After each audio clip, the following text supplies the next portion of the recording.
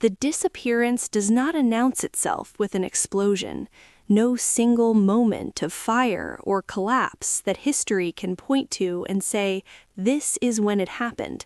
Instead, the Amazon vanishes in silence.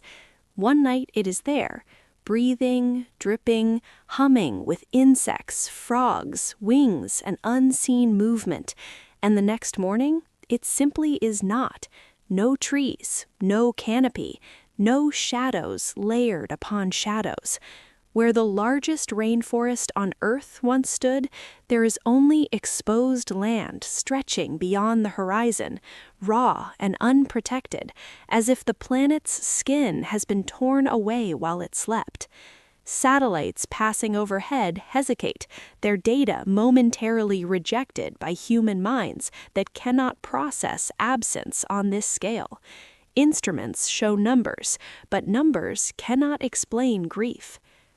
Within hours, meteorologists begin noticing something impossible. The air above South America behaves differently.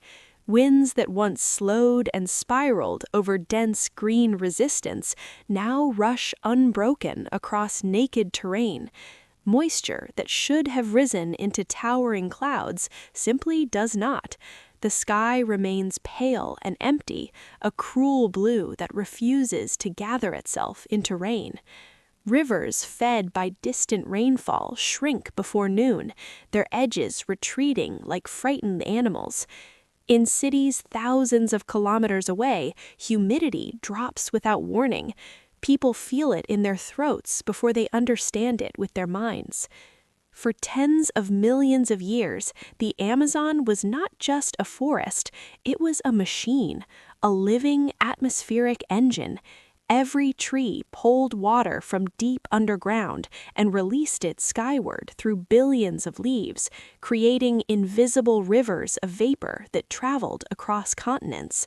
Scientists once called this process evapotranspiration, a clean word for a miraculous act, trees making rain. Now, that engine has been switched off in a single night. The sky above Brazil becomes a ceiling instead of a cycle. Farmers wake early, as they always have, expecting dew on their fields. There is none. Crops that depend on predictable moisture begin to stress before the sun reaches its highest point. By afternoon, leaves curl inward in self-defense, conserving what little water remains. Livestock crowd around shrinking ponds, their reflections trembling in muddy water that was once clear. The realization spreads slowly like a delayed echo. The rain is not coming back, not today, not tomorrow, maybe not ever. In Sao Paulo, one of the largest cities on Earth, reservoirs drop visibly within days, water pressure weakens, faucets sputter. Emergency meetings are called, but there is nothing to fix, no dam to repair, no pipe to replace. The source itself has vanished. The Amazon once recycled its own rainfall, sending moisture back into the atmosphere again and again, feeding weather systems that reached far beyond Brazil's borders. Without it, the continent's climate begins to unravel like a fabric with its central thread removed. Animals are the first to understand what humans refuse to accept. Species that evolved to live in layered forests, ground, understory, canopy, find themselves standing in open exposure with nowhere to hide and nothing to eat. Insects die by the billions within days, their food plants gone. Birds circle endlessly, confused by the absence of landmarks that once guided their migrations. Predators wander in daylight, desperate, their territories erased. Extinction accelerates not over centuries, but over weeks. The greatest loss of biodiversity in Earth's history unfolds quietly, unnoticed by most of the world at first. But the silence does not last. As the land heats rapidly without shade, surface temperatures soar. The Amazon basin, once cooled by constant evaporation, turns into a massive heat plate. Hot air rises violently, creating unstable atmospheric conditions. Instead of gentle rain cycles, South America begins to experience extreme weather swings, crushing heat waves, followed by sudden, destructive storms that dump rain too fast to be absorbed.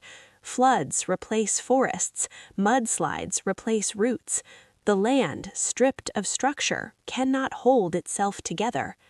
Far away, across the Atlantic, weather models begin to fail. Rainfall patterns in West Africa shift unpredictably. Europe experiences longer dry spells. In North America, seasonal storms arrive out of rhythm, too early or too late, too weak or too violent. Scientists scramble to explain what is happening, but deep down, they already know. The Amazon was never just Brazil's problem, it was the planet's stabilizer, and it is gone. The myth that the Amazon produces most of Earth's oxygen resurfaces in headlines, argued and corrected by experts who insist that oxygen levels will not suddenly collapse. And they are technically right, people will not suffocate tomorrow. But focusing on oxygen misses the deeper truth. The Amazon regulated carbon, water, heat, and life itself. It slowed climate chaos. It absorbed humanity's excesses quietly, patiently, for centuries. Without it, carbon dioxide remains in the atmosphere longer. Temperatures rise faster. Feedback loops accelerate. The future compresses. Indigenous communities whose ancestors lived in balance with the forest long before modern maps existed stand on land that no longer recognizes them. Their knowledge, once dismissed as primitive, suddenly becomes priceless and useless at the same time. They knew how to live with the forest. No one ever learned how to live after it. Languages tied to plants, animals, and seasonal rhythms lose meaning overnight. Culture collapses alongside ecology. Markets react before governments do. Agricultural futures spike violently. Coffee, soy, cocoa, prices soar as supply chains realize the land that supported them is no longer reliable. Insurance companies quietly rewrite risk models. Entire regions become uninsurable. Migration begins subtly, then all at once. Families leave rural areas first, then cities follow. Borders tighten, tensions rise. The disappearance of a forest begins to reshape politics, economics, and human movement on a planetary scale. And still, many refuse to believe it. On screens around the world, people scroll past images of cracked earth and empty skies, numbed by years of distant disasters. It doesn't feel real, not yet. The Amazon was always far away, something vast and eternal, something that could not simply vanish. That belief, the belief in permanence, was humanity's greatest mistake. We assumed the planet would always correct itself, that nature would endure anything we demanded of it. We forgot that systems, no matter how large, have breaking points. Weeks pass, then months. The term post-Amazon climate enters scientific language. Children grow up without ever seeing images of an unbroken rainforest that are not archived memories. The idea of a continuous green canopy becomes historical, like glaciers once were, like species listed only in textbooks. A generation inherits a world fundamentally altered, not by war or asteroid, but by absence. And in the growing quiet of a sky that no longer knows how to rain, one question begins to haunt humanity more than any other. If the Earth could lose something this vast overnight, what else did we assume was permanent, but isn't? The first true panic begins when the rain does not return with the seasons. Humanity has always trusted cycles. Summer follows spring. Rivers rise, then fall. Even disasters once came with patterns that could be learned, predicted, survived. But the post-Amazon world refuses to obey memory. The skies above South America no longer recognize their old instructions. Clouds form elsewhere, wander without purpose, then dissolve. Entire regions slip into drought not because of lack of water on Earth, but because the system that once moved it is broken. Hydroelectric dams, symbols of clean energy and modern control, become monuments to misplaced confidence. Water levels drop so low that turbines fall silent.